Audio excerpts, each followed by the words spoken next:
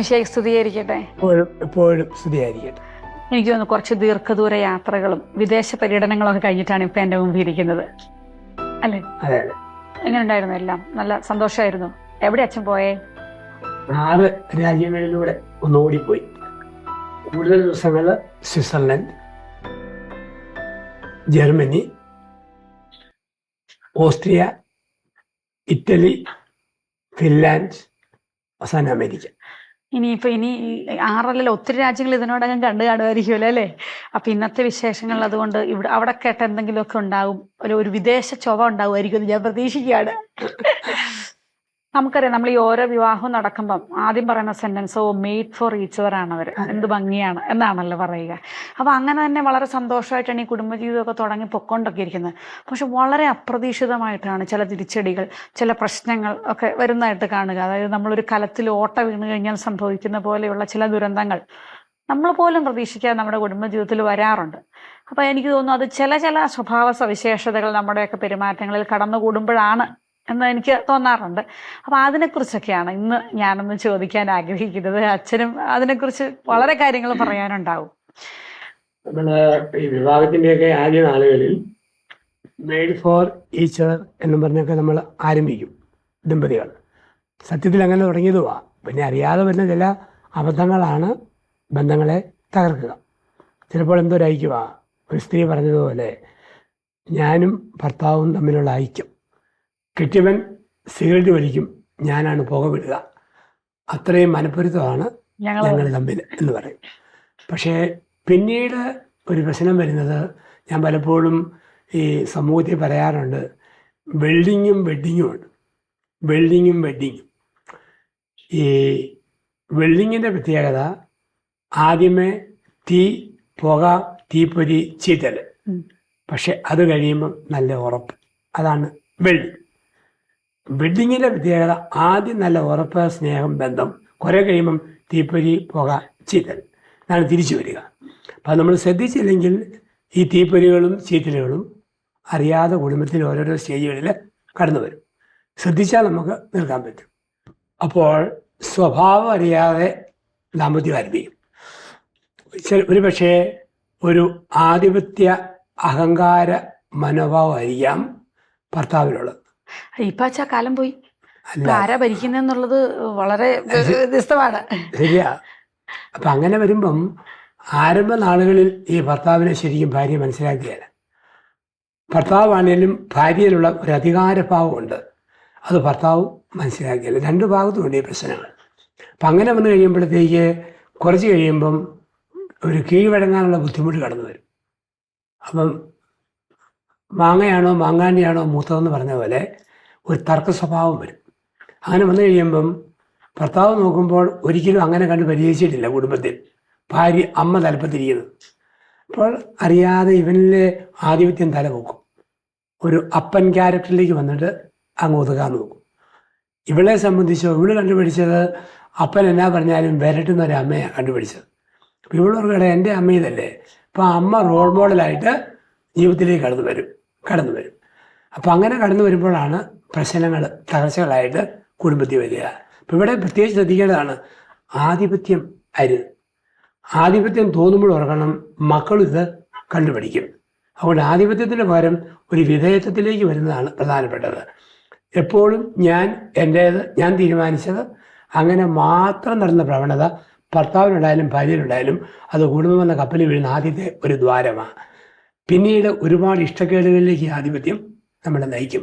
ഒരുപക്ഷെ ചുമ്മാ മൗനിയാകുന്ന ഭാര്യയാവും, മിണ്ടാത്ത കെട്ടിയവനാവും, ഒന്നും മിണ്ടാതെ ഇറങ്ങി കാരൊക്കെ പോകും. വന്നാലും മിണ്ടിയല്ല. കാരണം എനിക്കൊരു റോളില്ല, ഞാൻ അടിമയാണ്. ആ ചിന്ത വരും. അതാണ് ആധിപത്യം നമ്മൾ ഒത്തിരി ശ്രദ്ധിക്കേണ്ട ഒരു മനോഭാവമാണ്. അച്ഛനത് പറഞ്ഞപ്പോഴേ എനിക്ക് പല മുഖങ്ങളും മനസ്സിൽ കൂടെ പോയി കേട്ടോ. മിണ്ടാത്ത ഭാര്യ, മിണ്ടാത്ത ഭർത്താവ്. പലരും പറയാറുണ്ടല്ലോ, കുടുംബ സമാധാനമാണ് പ്രധാനം, പറയുന്നത് അങ്ങ് കേട്ടേക്കാമെങ്കിൽ വലിയ കുഴപ്പമില്ലല്ലോ, അധികം നമ്മൾ സംസാരിക്കണ്ടല്ലോ. സത്യത്തിൽ ഈ ഭരണമല്ലേ ചിലര് ഭയങ്കരം അങ്ങനെ പറയുന്നത് കേൾക്കാറുണ്ട്. എന്തൊരു ഭരണമാണ് അങ്ങേരല്ലെങ്കിൽ ആ ഭാര്യ. ഒരു സ്നേഹത്തോടെ കാര്യങ്ങൾ പറഞ്ഞു കഴിഞ്ഞാൽ നമുക്കെന്താ മനസ്സിലാവില്ല. ഇപ്പൊ കുട്ടികൾ പോലും അങ്ങനെ പറയുന്നത്, നമ്മുടെ ഓർഡറൊന്നും ആർക്കും ഇഷ്ടമല്ല. ആജ്ഞാ സ്വഭാവങ്ങളോ ആധിപത്യമോ ടീച്ചേഴ്സ് ആണല്ലോ ആര് പറഞ്ഞാലും കുഞ്ഞു കുട്ടികൾക്ക് പോലും സ്നേഹത്തോടെ പറഞ്ഞാലല്ലേ മനസ്സിലാകുള്ളൂ. ആ ഒരു കാലമായല്ലേ. പക്ഷേ ഇപ്പം ഈ പെൺകുട്ടികളാണെങ്കിലും ആൺകുട്ടികളാണെങ്കിലും ഇന്നത്തെ കാലത്ത് ഇത് ഒരുപോലെ പ്രാക്ടീസ് ചെയ്യണമല്ലോ. പണ്ടൊക്കെ അപ്പനൊരു അധികാരഭാവം ഉണ്ട്, കുറച്ചൊക്കെ നമ്മളത് അക്സെപ്റ്റ് ചെയ്യും. പക്ഷേ ഇന്നത്തെ കുട്ടികളോട് ഭരിച്ചുകൊണ്ട് എന്തെങ്കിലും പറഞ്ഞു കഴിഞ്ഞിട്ടുണ്ടെങ്കിൽ അവർക്കത് ഒട്ടും ഇഷ്ടപ്പെടില്ല. ഒരു പക്ഷെ അങ്ങനെ ആയിരിക്കുകയില്ല വീട്ടിൽ പോലും വളർത്തിയിട്ടുള്ളത് പെൺകുട്ടികളെയൊക്കെ ആണെങ്കിലും. അതിനെക്കുറിച്ച് അച്ഛൻ എന്താ ഈ പുതിയ തലമുറയോട്? നമുക്ക് ഈ ഒരു തലമുറ കാലഘട്ടം എന്ന് പറയുന്നത് പണ്ട് 30 വർഷമായിരുന്നു ഒരു കാലഘട്ടം. ഇന്നത് 10 വർഷമാണ്. 10 വർഷം കഴിയുമ്പോഴത്തേക്ക് ഇന്ന് കാലഘട്ടം മാറി. അപ്പം അതുകൊണ്ട് ഒരു 30 വർഷം മുമ്പ് നമ്മൾ സംസാരിച്ച രീതികൾ, ഭാര്യാഭർത്തൃ ബന്ധങ്ങളിൽ സംസാരിച്ച രീതികൾ ഇന്ന് പറ്റുമല്ല. ആ ശൈലി മാറി, വളർന്നു വരുന്ന പശ്ചാത്തലം മാറി. അതുകൊണ്ടാണ് എപ്പോഴും സൂക്ഷ്മതയോടെ ഉപയോഗിക്കേണ്ട വാക്കാണ് പ്ലീസ്. പ്ലീസ് പ്ലീസ് അതെപ്പോഴും വേണം. സൗഹൃദത്തിൻ്റെ ഭാഷ, സൗമ്യതയുടെ ഭാഷ അതാവശ്യമാണ്. അതല്ലെങ്കിൽ കൽപ്പിക്കുന്ന ഭാഷ ഇന്ന് വെറുക്കും, സൗഹൃദത്തിൻ്റെ ഭാഷയെ അക്സെപ്റ്റ് ചെയ്യും. ബൈബിളിൽ പറയുന്നുണ്ട് സർപ്പങ്ങളെ കയ്യിലെടുക്കും. അത് കിങ്കോബ്രായോ മൂർഖനെന്നുള്ളതല്ല. ഏത് സർപ്പത്തെ പോലെ ചീറ്റുന്ന ഭർത്താവിനെയും കയ്യിലെടുക്കാൻ സൗമ്യതയുള്ള ഭാര്യയ്ക്ക് പറ്റും. ഏത് പാമ്പിനെ പോലെ ചീറ്റുന്ന ഭാര്യയും കയ്യിലെടുക്കാൻ ശാന്തശീലനായ ഭർത്താവിന് വരും. അതാണ് ക്രിസ്തു പറഞ്ഞത്, ശാന്തശീലർ ഭാഗ്യവാന്മാർ, അവർ ഭൂമി അവകാശമാക്കും. അത് ഈ ലോകം മാത്രമല്ല, കുടുംബവും അങ്ങനെയാണ്. ഞാനപ്പോൾ ഓർത്ത് ഇതിനിടയ്ക്ക് ഒരു ചോദ്യം ചോദിക്കാമെന്ന്. സാധാരണ ഈ പണ്ട് കാലത്തൊക്കെ ഇപ്പൊ ഭാര്യമാര് അല്ലെങ്കിൽ എന്തെങ്കിലും ചെയ്യണം, എന്തെങ്കിലും ഒരു സംഗതി വാങ്ങിക്കണം, എവിടെയെങ്കിലും പോകണം, നമ്മളെല്ലാത്തിനും ഈ അനുവാദം ചോദിക്കണം. ഇപ്പൊ അതൊക്കെ ഒത്തിരി മാറി. ഇപ്പൊ അനുവാദം ചോദിക്കാനൊന്നും ഇഷ്ടമല്ല. എന്തിനു ഞാൻ ചോദിക്കണം? ഞാൻ ഏൺ ചെയ്യുന്നു, അല്ലെ എൻ്റെ കാര്യങ്ങൾ ഞാൻ ഡിസൈഡ് ചെയ്യുന്നു. സത്യത്തിൽ അതിലെന്തോ ഒരു തീരുമാനമാണ് നമ്മൾ എടുക്കണ്ടേ. ഈ ഭർത്താക്കന്മാരാരും അവരൊരിടത്ത് പോകുന്നതിനെ പറ്റിയോ അല്ലെങ്കിൽ ഒരു കാര്യം വാങ്ങിക്കുന്നതിനെ പറ്റിയൊന്നും ഭാര്യ ഇപ്പം എല്ലാവരും ചോദിക്കാറുണ്ടെന്ന് തോന്നുന്നു കേട്ടോ, പറയാറൊക്കെ ഉണ്ട്. എന്നാലും അങ്ങനെ ഒരു വെപ്പില്ല സമൂഹത്തിൽ. ഭാര്യയുടെ അനുവാദം മേടിച്ചിട്ട് എങ്ങോട്ടെല്ലാം പോകണം. അവരെല്ലാം ഡിസൈഡ് ചെയ്ത ശേഷം ഒരുപക്ഷെ നമ്മളോട് ഷെയർ ചെയ്യുമായിരിക്കും ചെയ്യുന്നത്. ഞാൻ ഇന്ന ദിവസം ഇവിടെ ഇല്ല കേട്ടോ, അല്ലെങ്കിൽ ഇന്ന ദിവസം പോകുന്നു കേട്ടോ. പക്ഷെ ഭാര്യമാരെ സംബന്ധിച്ചിടത്തോളം അവരൊരിക്കലും സ്വന്തമായിട്ട് തീരുമാനിക്കില്ല. ഒന്ന് ചോദിച്ച് അനുവാദം വാങ്ങിച്ചിട്ട് തീരുമാനിക്കാന്ന് പറയും. അപ്പോൾ ഈ ഒരു ഡിഫറൻസ് ഇന്നത്തെ പ്രസന്റ് നമ്മൾക്കൊക്കെ അത് പറ്റുന്നുണ്ടാവും. പക്ഷെ ഇനിയുള്ള തലമുറയ്ക്ക് ഇത് ചിലപ്പോൾ ശരിയായെന്ന് വരില്ല. അതിനോട് അച്ഛൻ്റെ അഭിപ്രായം എന്താ? ഈ ഒരു കാലഘട്ടത്തിന്റെ മാറ്റമാണ്. ഇനി അങ്ങനെ ആകണമെന്നില്ല. പണ്ട് ഈ പുരുഷ കേന്ദ്രീകൃതമായ ഒരു ലോകക്രമം, അതുകൊണ്ട് ലോകത്തിൽ ഹിസ്റ്ററി എന്ന് പറയും, അവൻ്റെ ചരിത്രം.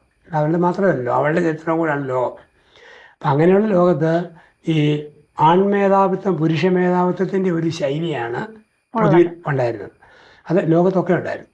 പക്ഷേ കാലങ്ങളും പഠനങ്ങളും ശാസ്ത്രവും വരുമാനത്തിൻ്റെ വഴികളൊക്കെ മാറിയപ്പം ഈക്വാലിറ്റി വന്നു. ഇപ്പം പണ്ടത്തെ പോലെ ആണുങ്ങൾക്ക് പിന്നെ പെട്ടെന്ന് വലിച്ചു വാരി ഓടി അങ്ങ് പോകാൻ പറഞ്ഞ് പോയാൽ മതി. പെണ്ണുങ്ങൾക്ക് പറ്റിയില്ല, അവർക്ക് സമയമെടുക്കും. എല്ലാവരും വെച്ചിട്ട് ആക്രമം പലതും ഉണ്ടല്ലോ. അപ്പം അങ്ങനെ പറയുന്ന രീതിയുണ്ട്.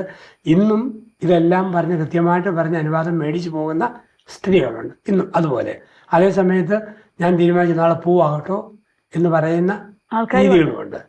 ഞങ്ങളൊക്കെ പണ്ട് സന്യാസത്തിൽ പുറത്ത് പോയി പുറത്ത് പോകുമ്പോൾ പറയണം 2 ചെരുപ്പ് മേടിക്കാൻ പൊക്കോളാൻ പറയും. തിരിച്ചു വരുമ്പം ഞാൻ വന്നു കേട്ടോ എന്നും പറഞ്ഞ് മുന്നേ ഒന്ന് പറഞ്ഞിട്ട് കയറണമായിരുന്നു.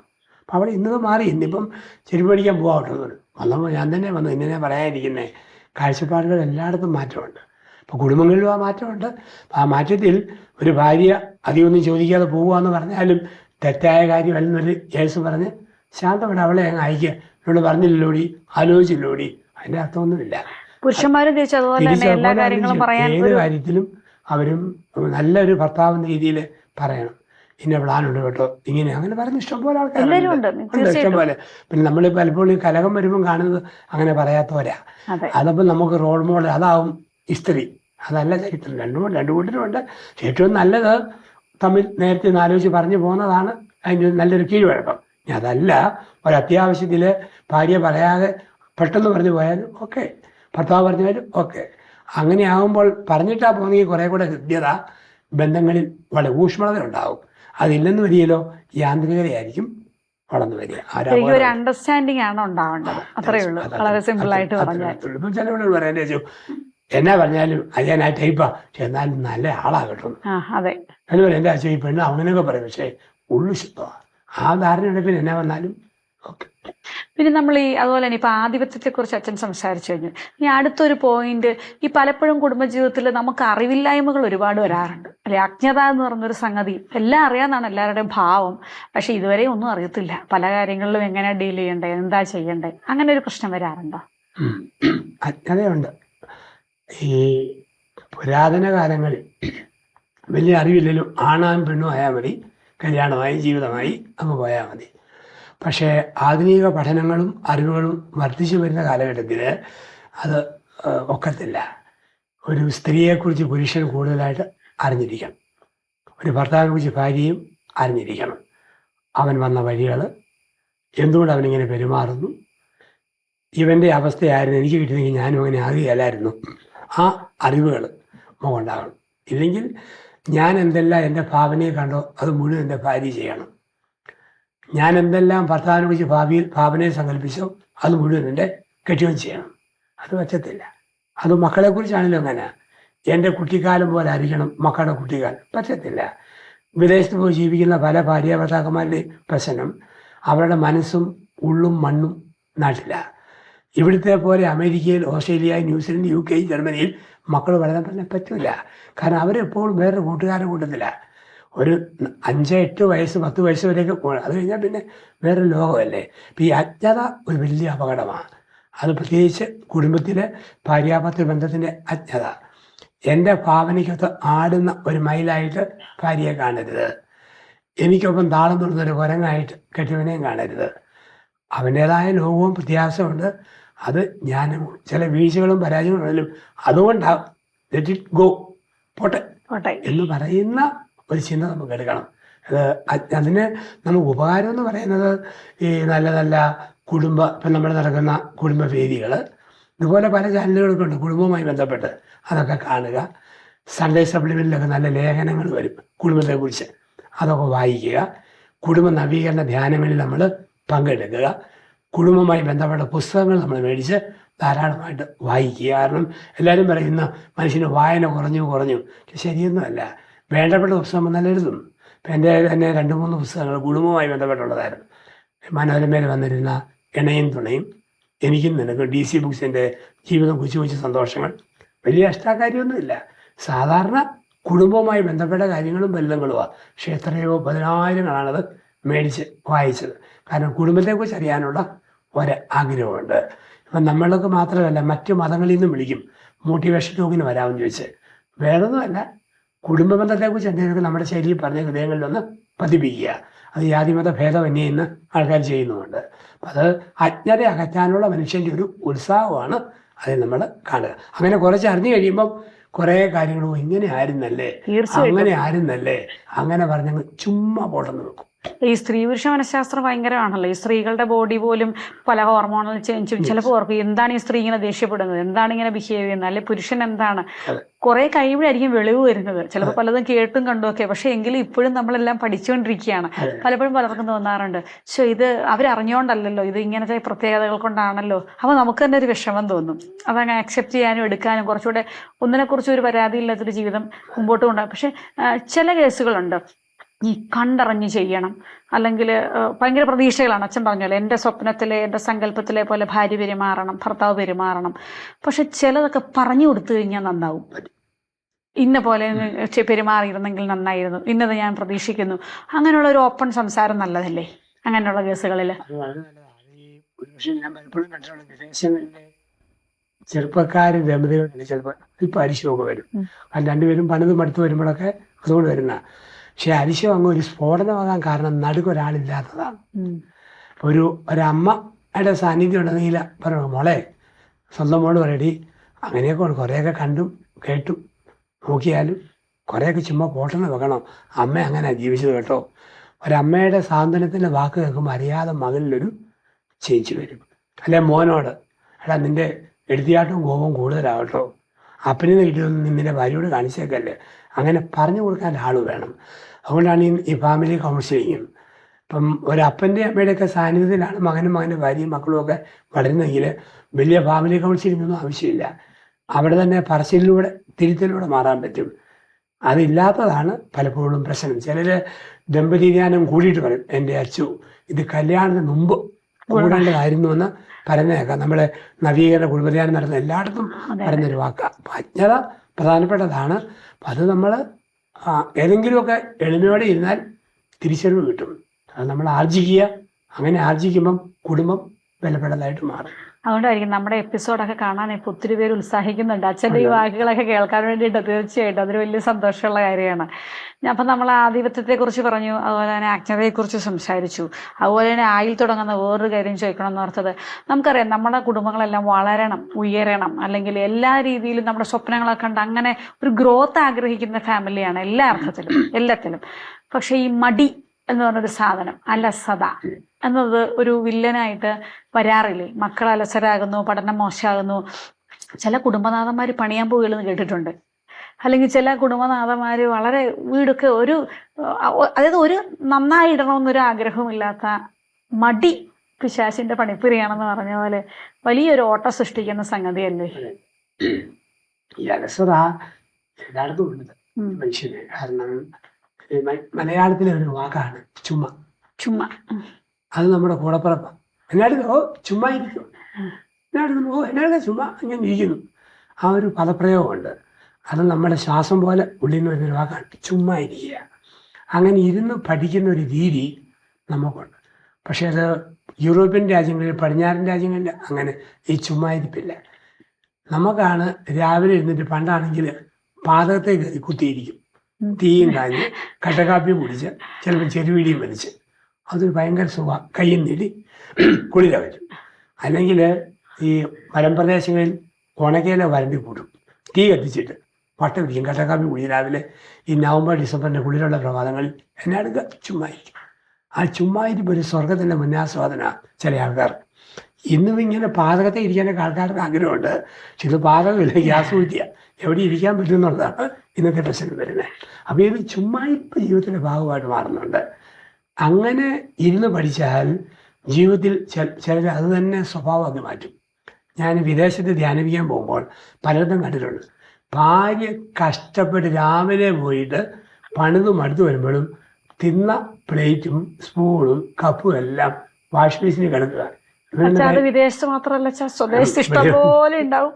പക്ഷെ ഇവിടെ പിന്നെയും പെണ്ണുങ്ങൾ അങ്ങ് ക്ഷമിച്ച് അങ്ങ് കഴുകി വെക്കുവേ.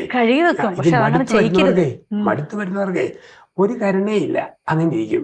പിന്നെ വൈകുന്നേരം ചിലപ്പോൾ ജോലി കഴിഞ്ഞ് വരുന്നത് തന്നെ പോവുക ക്ലബിൽ കാശ് വെച്ച് ചീട്ട് കളിക്കാൻ. എന്നിട്ട് വെളുപ്പിലെ വന്ന് കിടക്കും. ഒരു ദാമ്പത്യ ബന്ധമോ ഇഷ്ടങ്ങളൊന്നുമില്ല. അലസത, തീറ്റ, കുടി, ചീട്ടുകളി, ഇങ്ങനെ അങ്ങ് പോവുക. ഇപ്പം ചുമ്മാ ചോദിച്ചാൽ പോകരുത്. ഇതൊരു വലിയ അപകടമുണ്ട്. ചില സ്ത്രീകളുമുണ്ട്. രാവിലെ എഴുന്നേറ്റ് കട്ടക്കാപ്പി കുടിച്ചു പെരയ്ക്കകത്ത് ചെന്ന് കഴിഞ്ഞാൽ ചന്ത പോലെ വലിച്ചു വാരിയിട്ടിരിക്കും. അലസത. അങ്ങനെ അലസതയുടെ ഒരു സ്ത്രീയാണോ ഒരു വീടിൻ്റെ വരാന്ത ചെല്ലുമ്പോൾ അറിയാം, മുറിക്കാൻ കാണുമ്പോൾ അറിയാം. നമുക്ക് പച്ചവെള്ളം പോലും കുടിക്കാൻ തോന്നുകയല്ല. ഒരു ദുർഗന്ധവും ചുമ്മാ സ്ട്രെസ്സിനാണെങ്കിലും കോമാളിത്വവും. പെരയ്ക്കകത്തെല്ലാം ആദ്യത്തെ സൃഷ്ടികർമ്മത്തിന് മുമ്പ് രൂപരഹിതമായ പ്രപഞ്ചം എന്ന് പറഞ്ഞതല്ല മുറിക്കാൻ കഴിയുക. അപ്പം അത് അലസതയുടെ ഭാഗമാണ്. അപ്പോൾ എന്ത് സംഭവിക്കും? കുഞ്ഞുങ്ങൾ കണ്ടുപിടിക്കും. അമ്മ അലസതയാണോ, പെൺകുട്ടി ഈ അറിയാതെ വരും. അപ്പൻ അലസതയാണോ, മക്കൾ ചോദിക്കാൻ അതിനാ പണിയെന്ന് അപ്പനെ കണ്ടില്ലേ, എന്തിനാ അമ്മ എന്നോട് പറയുന്നത്? പള്ളിയിൽ പോകാൻ പറയാൻ പറ്റുമോ? അപ്പം പോകുന്നില്ലല്ലോ, എന്തിനാ പോകുന്നത്? അതെല്ലായിടത്തും ഉണ്ട്. ഇപ്പം ഈ അലസത പിശാചിൻ്റെ പണിപ്പരയാണ്.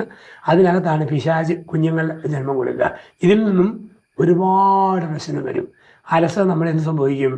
ഒരു ഇഷ്ടമില്ലായ്മയ്ക്ക് കൊണ്ടുവരും. ഈ എന്തിനായി കെട്ടിയവനോട് ജീവിക്കുന്നത്, എന്തിനാ പെണ്ണുകൂടെ ജീവിക്കുന്നത്? ചില എൻ്റെ അച്ഛൻ ഇവക്കൊരു വൃത്തിയില്ല. ചില പെണ്ണുങ്ങൾ ഒരച്ഛ ഒരു ഉപകാരം ചെയ്യുന്നില്ല, ഞാനെല്ലാം ഉണ്ടാക്കുന്നു, ശ്രദ്ധിക്കുന്നില്ല. അപ്പം ഈ ഒരു രീതി അലസത വന്നു കഴിയുമ്പം അറിയാതെ കുടുംബം എന്ന കപ്പലിൽ വീഴുന്ന ഒരു ദ്വാരമാണ്. ആധിപത്യം പോലെ, അജ്ഞത പോലെ വരുന്ന ഒരു ദ്വാരമാണ് അലസത. ഈ അലസത ഇങ്ങനെയൊക്കെയുള്ളവർ ചിലർ ന്യായീകരിക്കുന്ന കേൾക്കാറുണ്ട്. ചിലർ അതിന് പറഞ്ഞ ന്യായം, ഉള്ളത് കൊണ്ടൊക്കെ ഞങ്ങൾ തൃപ്തിപ്പെടും, ഞങ്ങൾക്ക് ഒത്തിരി അത്യാഗ്രഹങ്ങളൊന്നുമില്ല, നമ്മൾ എന്ത് കിട്ടിയാലും, അങ്ങനെ അതിനെ പോസിറ്റീവാക്കി പറയുന്നവരെ കേട്ടിട്ടുണ്ട്. ഉള്ളതൊക്കെ മതി, നമുക്കങ്ങനെ അത്യാഗ്രഹമില്ല, ഞങ്ങളെല്ലാത്തിലും സാറ്റിസ്ഫൈഡ് ആണ്. പക്ഷെ അതൊരു എസ്കേപ്പിസം അല്ലേ? ശരിയല്ല. കാരണം നമ്മൾ ഒരു ലോകത്ത് ജനിച്ചതിനേക്കാൾ അല്പം കൂടെ മെച്ചപ്പെട്ടിരിക്കണം നമ്മൾ മരിക്കുമ്പോൾ. ആ ലോകം ഈ ലോകം മൊത്തമല്ല, എൻ്റെ വീടാണ് എൻ്റെ ലോകം. അത് എൻ്റെ കൈകളുടെ അധ്വാനം, എൻ്റെ കാലുകളുടെ നടപ്പ്, എൻ്റെ ഹൃദയത്തിലെ തീരുമാനം, എൻ്റെ തലച്ചോറ് ഇതെല്ലാം ഉപയോഗിച്ച് അല്പം കൂടി മെച്ചപ്പെടുത്തണം ലോകത്തെ. അല്ലാതെ നമ്മൾ ചെയ്യുമ്പോൾ ചില കുറിച്ച് പറയല്ലേ, എന്നാ നല്ല മനുഷ്യന് ആർക്കും ഒരു ഉപദ്രവമില്ല, ഒരു ഉപകാരമില്ല, അത് ശവമാണ്. അങ്ങനെ ഒരു ഭൂമിയിൽ ഇല്ലാതെ നല്ലത്. ഉപദ്രവമില്ല എന്നുള്ളത് ഉപകാരം ചെയ്യണം, എന്തെങ്കിലും കൊച്ചു കൊച്ചു നന്മ നമ്മൾ ചെയ്യണം. ഞാൻ കഴിഞ്ഞ ദിവസം ഒരു അമ്മ എന്നോട് പറഞ്ഞതാ, മകൾക്കൊരു കല്യാണാലോചന വന്നു. നന്നായിട്ട് പഠിക്കുന്ന കുട്ടിയാണ്. അവളത് വേണ്ടെന്ന് വെക്കാനുള്ള കാരണം ഒത്തിരി നല്ല കാശൊക്കെ ഉള്ള ഫാമിലിയൊക്കെയാണ്. പക്ഷെ ഒരു സ്വപ്നവും ഇല്ല, ഒന്നുമില്ല, വളരണമെന്ന് ഉയരണമെന്നൊന്നും വലിയ ആഗ്രഹമൊന്നുമില്ല. ഇതുകൊണ്ടൊക്കെ അങ്ങ് തൃപ്തിപ്പെട്ട് പോയാൽ മതി എന്ന് പറഞ്ഞ് അപ്പൊ ഇന്നത്തെ കുട്ടികൾ പോലും അതൊന്നും ആഗ്രഹിക്കുന്നില്ല എന്നുള്ളതാണ്. ചിലപ്പോൾ അങ്ങനെ ആൺകുട്ടികളായാൽ പെണ്ണ് കിട്ടാൻ പാടാണ്, അല്ലെങ്കിൽ പെൺകുട്ടികൾക്കാണെങ്കിൽ കല്യാണം നടക്കാൻ പാടാണ്. ഇതൊരു വലിയ പോയിന്റാണ് ശരിക്കും. ശരിയാണ്. നമുക്കൊരു കുടുംബത്തെ കാർന്നു തിന്നുന്ന ഒന്നാണ്. അതേസമയത്ത് തിരിച്ചുള്ളവരുണ്ട്, മാക്സിമം അധ്വാനിച്ച് പരമാവധി പഠിത്തു തീർന്നവരുമുണ്ട്, അതും നെഗറ്റീവായവരുമുണ്ട്. കാശുണ്ടാക്കുക മാത്രം ആ ജീവിതം വേണ്ട, അത് അർത്ഥമില്ല. മാന്യമായി ജീവിക്കാനുള്ളത് ആർജിക്കണം, അതിനുള്ള അധ്വാനം നമ്മൾ ചെയ്യണം. ഇല്ലെങ്കിൽ അതിനാണ് വിളിക്കുന്ന വാക്കാണ് അലസത. മറ്റേത് അത്യാർത്ഥിയാണ്, അതുകൊണ്ടും കാര്യമില്ല. അത് കുറച്ച് കഴിയുമ്പം അങ്ങനെ നേടുന്നതെല്ലാം കയ്യിൽ ഓട്ടം വന്ന് അറിയാതെ ചോർന്നു പോകും. നമ്മൾ ഓട്ടോമാറ്റിക്കായിട്ട് ഒരു പോയിന്റ് കയറി വന്നു, അത്യാർത്ഥി കൂടി ഒരു ഓട്ടയായി സൃഷ്ടിക്കാനുള്ള ഒരു കാരണമാണെന്ന്. അങ്ങനെ വരുമ്പോൾ കുടുംബത്തിലുണ്ടാവുന്നത്. അങ്ങനെ വരുമ്പം ഭാര്യയ്ക്ക് കൊടുക്കാൻ സമയം ഭർത്താവിനില്ല, ഭർത്താവിന് കൊടുക്കാൻ ഭാര്യയ്ക്ക് ചുമ്മാ എക്സ്ട്രാ സമയം ഡ്യൂട്ടി, അതും ചുമ്മാ പിന്നെ അർത്ഥമില്ല ജീവിതം. എപ്പോഴാണ് പിന്നെ ജീവിതം ആസ്വദിക്കുക? അങ്ങനെ പറ്റുന്നില്ലല്ലോ. അലസത അപകടമാണ്, മറുപരമായ അത്യാർത്ഥിയും അപകടം തന്നെയാണ്. ഇനി അപ്പോൾ അങ്ങനെ 3-4 പോയിന്റുകളൊക്കെ നമ്മൾ പറഞ്ഞു. ഇനി ഒരു പോയിന്റ് എൻ്റെ മനസ്സിൽ വരുന്നത്, ഈ ആദ്യകാലത്തൊക്കെ നമ്മളിപ്പോൾ എന്ത് ചെയ്താലും നമ്മൾ ഭയങ്കര അണ്ടർസ്റ്റാൻഡിങ്, നമുക്ക് ഭയങ്കര ഇഷ്ടമാണ്, ഇഷ്ടമില്ലേലും നമ്മളത് കാണിക്കത്തൊന്നുമില്ല. പക്ഷെ കുറച്ച് കഴിയുമ്പോഴത്തേനും എന്ത് ചെയ്താലും ഇഷ്ടപ്പെടുകയില്ല, എന്ത് പറഞ്ഞാലും കുറ്റമാണ്, എന്ത് പറഞ്ഞാലും ഒരു നീരസമാണ്, അങ്ങനത്തെ ഫീൽ ചെയ്ത് പിന്നെ അങ്ങ് ഒരു ഇറിറ്റേറ്റഡ് ആണ് എല്ലാ കാര്യങ്ങളിലും. അപ്പോൾ ഒരു സ്നേഹം ഉള്ളിൽ ശരിക്കും കെട്ടുപോവുകയില്ലേ? അങ്ങനെ എല്ലാത്തിനോടുള്ളൊരു നീരസഭാവം വരുന്നത് ഒരു പ്രായത്തിൽ ശരിക്കും വരാറുണ്ട്. അതിനെങ്ങനെയാ ഒന്ന് ഓവർകം ചെയ്യുന്നത്? അതുകൊണ്ട് വിവാഹത്തിന്റെ ആദ്യകാലം മുതലേ അതിനെ അതിജീവിക്കണം. കൗൺസിലിങ്ങിൽ വരുന്ന ഒരു ഉപദേശം തേടി വരുന്നവർക്കൊരു അപകടമുണ്ട്. എന്താണ്? നീരസഭാവം. താനെന്നെ ചീഴ് പോക്ക് കേസ്, ഭർത്താവിനെ കുറിച്ച് എന്നെ പേട്ട് സാധനം, നിന്നെ ഇല്ലേലും എനിക്ക് എന്നെ ബുദ്ധിമുട്ട്, അങ്ങനെ ഒരു പുച്ഛഭാവത്തിലുള്ള സംസാരമാണ് നീരസത്തിൽ വരുന്നത്. അത് ഭർത്താവിൻ്റെ അപ്പനെക്കുറിച്ചും അമ്മയെക്കുറിച്ചും പറയാം, ഭർത്താവിൻ്റെ പെങ്ങന്മാരെക്കുറിച്ച് പറയാം, ഭർത്താവിൻ്റെ വീട്ടുകാരെക്കുറിച്ച് പറയാം. എപ്പോഴും താഴ്ത്തി പറയുക, നീരസഭാവം. ഇതൊന്നും എന്നെ മൈൻഡൊന്നുമില്ല, ഒക്കെ ചുമ്മാ പോക്ക് കേസ്, ഞാനെന്തോ രാജ്ഞിയാണ്. അതുപോലെ ഭാര്യയിലെ അപ്പൻ, അമ്മ, ആങ്ങളമാർ, സഹോദരിമാർ താഴ്ത്തി പറയാം. ഓ, നിൻ്റെ ആങ്ങളമാരെ എനിക്കറിയാം, നിൻ്റെ അപ്പനെ അറിയാം, അമ്മയെ അറിയാം, വലിയ പ്രത്യേകിച്ച് പറയേണ്ട കാര്യമൊന്നുമില്ല. ഇപ്പം നീരസഭാവത്തിൽ വർത്തമാനം പറഞ്ഞാൽ സാവധാനം ഇവളുടെ മനസ്സ് ഭർത്താവിന് അവനും അകലും. കാരണം സ്നേഹത്തിൻ്റെയും ഒരു സ്വീകാര്യതയുടെയും ഭാഷ കുടുംബത്തിൽ വേണം. എന്നാ കുറവുണ്ടെങ്കിലും പറഞ്ഞടി, അപ്പനും അമ്മയും ആങ്ങളമാരൊക്കെ അങ്ങനെ ആയിരിക്കും, ഞാൻ നിന്നെയാണ് കെട്ടിയത്, ഇനി നീയും ഞാനുമാണ്, അവരുടെ ഒന്നിനെക്കുറിച്ച് നീ ചിന്തിക്കുകയേ വേണ്ട. അതാണ് ഉണർത്തുന്ന വാക്ക്. എപ്പോഴും താറ്റി പറഞ്ഞു അകറ്റുന്ന വാക്ക്. ചില പറയും, എൻ്റെ അച്ഛൻ എപ്പോഴും എൻ്റെ അപ്പനെക്കുറിച്ച് തെറി പറയും, അമ്മയെക്കുറിച്ച് തെറി പറയും, ഇയാളെ എനിക്ക് അഡ്ജസ്റ്റ് ചെയ്യാൻ പറ്റുന്നില്ല. അതുപോലെ സ്ത്രീ ആണെങ്കിലും പറയും, പെങ്ങന്മാരങ്ങനെയും അനിയന്മാരങ്ങനെയും അപ്പനും ഇങ്ങനെയൊക്കെ ആയിരിക്കും, നമ്മളൊരു പുതിയ ജീവിതം ആരംഭിക്കുക, അവരെയും നോക്കണ്ട, നമ്മൾ നമ്മുടെ ലോകത്താണ് ജീവിക്കുന്നത്. ഈ കൂടുതൽ പറ്റി നമുക്ക് മാറിയേക്കാം, എന്നാൽ നമ്മുടെ ജീവിതത്തെ അത് ബാധിക്കരുത് എന്ന് പറയുന്ന രീതിയുണ്ട്. അപ്പം അതല്ലെങ്കിൽ പറയും, ചിലപ്പോൾ ആണുങ്ങളും പറയും, എന്നാ വെച്ചാൽ എൻ്റെ അമ്മയോട് ഫോണിൽ കൂടെ പോലും മിണ്ടുകയില്ല, എൻ്റെ പെങ്ങന്മാരോടും മിണ്ടുകയില്ല, അവൾക്ക് എൻ്റെ വീടിനോട് പുച്ഛമാണ്, ഒരവധിക്ക് വന്നാലും എപ്പോഴും അവൾക്ക് അവിടെ വീട്ടിൽ പോയി നിന്നാൽ മതി, മുഖം കാണിക്കാൻ വേണ്ടി എൻ്റെ വീട്ടിൽ കൂടെ ഓടി വരും. പെണ്ണുങ്ങളും പറയും, ഇയാൾക്ക് പെങ്ങന്മാരുടെ വീട്ടുകാരെന്ന് പറഞ്ഞു എൻ്റെ അമ്മയും അപ്പൻ്റെ അടുത്ത് 2 ദിവസം പോലും നിൽക്കുകയില്ല. ഇതൊക്കെ പ്രവൃത്തിയിലെ നീരസ്വഭാവമാണ്. വാക്കിലെ നീരസം, പ്രവൃത്തിയിലെ നീരസം, മനോഭാവങ്ങളിൽ വരുന്നൊരു എന്നതായത് ആ ഒരു ആറ്റിറ്റ്യൂഡ്, അത് സാവധാനം കുടുംബത്തെ അങ്ങ് തകർത്തത് കുടുംബം ഇല്ലാതാക്കും. നമ്മൾ ഓർക്കാത്ത അപകടങ്ങൾ കുടുംബത്തിലേക്ക് വിളിച്ചു വരുത്തും. അങ്ങനെ ഉള്ളവർ ബലപ്രയോഗം നടത്തി പോസിറ്റീവായ വാക്ക് പറഞ്ഞ് സ്നേഹത്തിൻ്റെ ശൈലിയിൽ സംസാരിച്ച് സാന്ത്വനത്തിൻ്റെ ഭാഷ പറഞ്ഞ് പഠിച്ചാൽ കുടുംബത്തെ ബലപ്പെടുത്താൻ പറ്റും. അച്ഛൻ ഇത്തരം പറയുമ്പോൾ ഇത് ഏറ്റവും കൂടുതൽ മനുഷ്യൻ ഫേസ് ചെയ്യുന്നൊരു കാര്യമാണ് കേട്ടോ, ഈ നീരസം എന്നുള്ളത്. കാരണം പ്രത്യേകിച്ച് വലിയ ഒരു ഇതൊന്നും പറയാനും ഇല്ല, എന്നാ ഒട്ട് ഇഷ്ടമല്ല, അങ്ങ് കഴിഞ്ഞു പോകുന്നു, ഒന്നിനോട് വലിയ താല്പര്യമൊന്നുമില്ല, ഒരു ഡ്രസ്സ് പോലും ഇട്ടാൽ എന്ത് ഒരു പുച്ഛമാണല്ലോ മൊത്തത്തിൽ എന്ത് പറഞ്ഞാലും. അപ്പം അത് ശരിക്കും ബലപ്രയോഗത്തിലൂടെ ഓവർകം ചെയ്യണമെന്ന് പറഞ്ഞത് എനിക്ക് ഭയങ്കരമായിട്ട് ഇഷ്ടപ്പെട്ടു. അപ്പം നീരസം കഴിഞ്ഞ് ഒരു പോയിന്റ് കൂടെ പറഞ്ഞ് എനിക്ക് തോന്നുന്നു സമയം ഏതാണ്ട് തീരാറായിട്ടുണ്ട്, നമുക്ക് വൈൻഡപ്പ് ചെയ്യാം. ഈ നീരസത്തോട് കണക്ട് ചെയ്ത് നീ കൂട്ടി പറയാൻ തോന്നുന്നു, നിരാശ പിടിച്ച കുറേ മനുഷ്യരുണ്ട്. അതായത് പണ്ട് നമ്മൾ ഹൗസ് എടുത്തു കഴിഞ്ഞപ്പം സമ്പത്തിലും ദാരിദ്ര്യത്തിലും ആരോഗ്യത്തിലും അനാരോഗ്യത്തിലും, അപ്പം ഇതെല്ലാം നമ്മുടെ ജീവിതത്തിൽ വരും എന്നുള്ളത് ഉറപ്പാണല്ലോ, അല്ല അങ്ങനെ പറയുകയല്ലോ. പക്ഷെ കുറച്ച് കഴിയുമ്പോൾ ദാരിദ്ര്യം വരുന്നു, അനാരോഗ്യം വരുന്നു, മൊത്തത്തിൽ നിരാശയായി. അങ്ങനെ ഒരു ഹോപ്പ് ഇല്ലാത്ത അവസ്ഥ വന്നു കഴിഞ്ഞാൽ മുമ്പോട്ട് കരകയറാൻ വലിയ പാടല്ലേ? ആശയുടെ വിപരീതമാണ് നിരാശ. അത് മുഖം കാണുമ്പോൾ അറിയാം. ഉള്ളിൽ നിരാശയാണ്, മുഖം ആപാടി എപ്പോഴും വാടിയിരിക്കും, കണ്ണു വരണ്ടിരിക്കും, കണ്ണിന് തിളക്കമില്ല, മുഖത്തിന് തിളക്കമില്ല. കാരണം ഉള്ളിലൊരു നിരാശ കിടക്കുന്നുണ്ടാണ്. അപ്പം അത് കുടുംബത്തിൻ്റെ എല്ലാ ബന്ധങ്ങളെയും അത് ബാധിക്കും.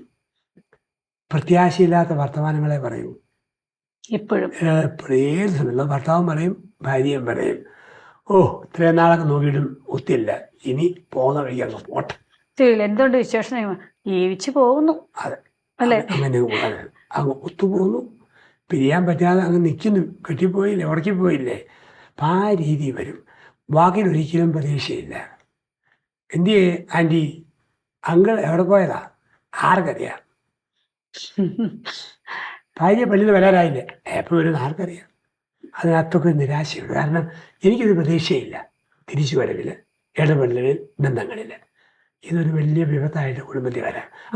ബലപ്രയോഗം ആവശ്യമുണ്ടല്ലേ? തീർച്ചയായിട്ടും നിരാശയുള്ള കുടുംബത്തിൽ ഏറ്റവും നെഗറ്റീവ് പരമായി ഇത് കുഞ്ഞുങ്ങളാണ്. അവർക്ക് പഠിക്കാൻ പറ്റിയാൽ മോട്ടിവേഷൻ ഇല്ല, പഠനത്തിൻ്റെ പവർ പോയി. ആ പിള്ളേർ ചുമ്മാ ഇപ്പം തലമുറകളെ നശിപ്പിക്കുകയാണ് നിരാശയുള്ള ഭർത്താവും ഭാര്യയും. അതേസമയത്ത് പ്രത്യാശ, നമുക്കെപ്പോഴും എന്താ പറയുന്നത്, സ്വപ്നം വേണം, ഇല്ലേ?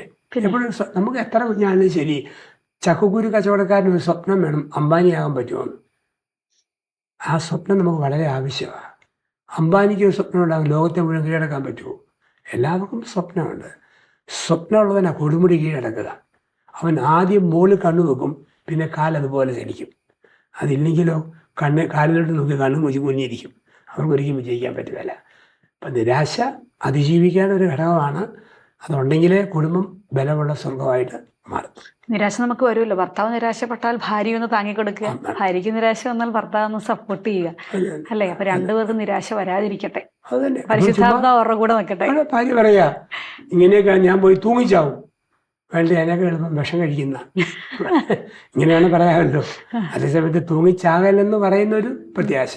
അത് കെട്ടിയവൻ പറയും, ഞാൻ പോയി ട്രെയിനെങ്ങാനും തലവെക്കും കേട്ടോ എന്ന് പറയും.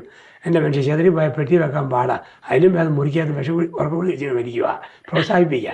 അതിന് പകരം അരുതെന്ന് പറയുന്ന വിലക്കുന്ന വാക്കുകൾ അങ്ങോട്ടും ഇങ്ങോട്ടും ഉണ്ടാകും. അത് പ്രതീക്ഷയാവും, പ്രത്യാശയാവും. എന്തായാലും എനിക്ക് തോന്നുന്നു ഇത് ഒത്തിരി ഇനിയും ഒത്തിരി കാര്യങ്ങളുണ്ടെങ്കിലും ഒരു 3-4 ഓട്ട ഇന്ന് ഒട്ടിച്ച് നേരെയാക്കാനുള്ള കാര്യങ്ങൾ പ്രേക്ഷകർക്ക് കിട്ടിയിട്ടുണ്ട്. അപ്പോൾ താങ്ക് യു വെച്ചാൽ നമുക്കൊന്ന് വൈൻഡപ്പ് ചെയ്യാം. അടുത്ത എപ്പിസോഡിൽ കാണാം. Thank you very much.